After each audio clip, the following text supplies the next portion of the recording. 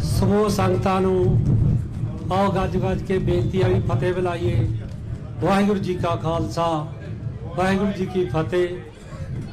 गुरुद्वारा सैका सैड़ी वालों असीं इत्थे न्यूयॉर्क दीआं जिहड़ियां गुरुद्वारा कमेटियां वालों खालसा दिन खालसा दिवस मनाया जा रहा, ਉਹਦੇ ਲੱਖ ਲੱਖ ਵਧਾਈਆਂ। टाइम ਤਾਂ सैकटरी साहब ने दाता हुंदा है, टाइम थोड़ा भाई बड़े बड़े सातों बुलारे सूरज की न्याई जिन्होंने अपना जीवन पंथ लई लाया। डॉक्टर अमरजीत सिंह और सारे बैठे ने, उन्होंने मूहरे असीं कह की सकते हैं, पर एक ही गल करनी है। खालसा जी खालसा दे मनाउणे शहीदी दिहाड़े मनाउणे चाहिए ने, पर जिन्ना ते असीं अपने गुरु घरां दे विच बहुत वधिया प्रचारक ने, सारियां दे सारा कुछ है, पर वधिया कोई टीचर नहीं असीं रखदे जिन्हां नूं असीं अपने बच्चों नूं जिहड़े मेरी उम्र दे ने, अपने दोहतरियां पोतरियां नूं जिन्ना तक साडे घर दे विच ऊड़ा ते जूड़ा नहीं होऊगा उन्हां तक साडे बड़े बड़े समागम मनाने इन्हां दा कोई ज़्यादा फल नहीं होगा।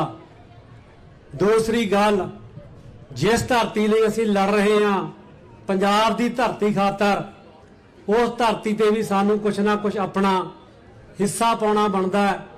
असीं पिछले 35-40 सालों तो अमरीका की धरती कनेडा की धरती में अपने परिवारां लई बहुत कुछ कीता है। जिहड़े साडे इत्थे बच्चे ने असीं भी नहीं जा रहे बाहले, चलो जिहड़े जाने बधाई दे पात्र हो अपने पिंडां दे विच भाई हर बापा रख सकते हैं। कोई चंगा ग्रंथी साहबान उस पिंडां दे विच गरीब बच्चों नूं पढ़ाया जाए, जिहदे कोले गुरबाणी है, जिहदे कोले ऊड़ा ऐड़ा है, वो दुनिया दीआं पढ़ाइयां मगर आ जांदियां ने।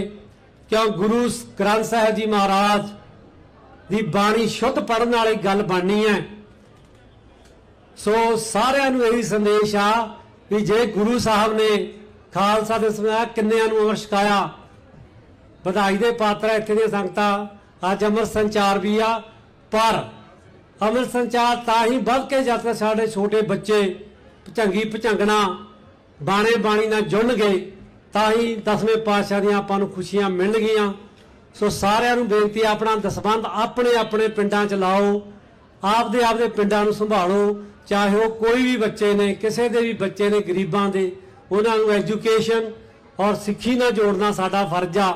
इसे नाले सिक्खी दा बोलबाला होऊगा और उस धरती ते जिहड़ा पैदा हुंदा उस धरती ते उही लड़ाई करदे ने। जे तुसीं कहो अमरीका वाले जिहड़े साडे बच्चे आ ठीक है, सब कुछ ने, पर उत्थे दी गल इह नहीं कर सकदे। उत्थे दी गल उत्थे दी मिट्टी करदी आ, जिवें असीं उस मिट्टी दे आ, सानू उस मिट्टी दा प्यार है, असीं उस मिट्टी दा आखिरी दम तक गल करदे रहांगे। सो सारिਆਂ ਨੂੰ बेनती आ, आपां अपना दसबंध अपने पिंडां विच अपने बच्चों ते उन्हां ते लाइए, तां ही सिक्खी दी गल, तां ही 10वें पातशाह दी खुशियां मिलदियां ने, तां ही वो दिल्ली पर तख्त पड़ेगी आप गुरु की फौज, छत्र चलेंगे शीस पर बड़ी करेगी मौज वाले। जिहड़ा ਸਿੰਘਾਂ ਦੇ पुरातनां दे ये बोल पूरे होणगे जदों आपां अपने बच्चे बच्चियां नूं सिੱਖੀ नाल जोड़ांगे। भुल चुक दी खिमा जी। वाहिगुरू जी का खालसा वाहिगुरू जी की फतेह।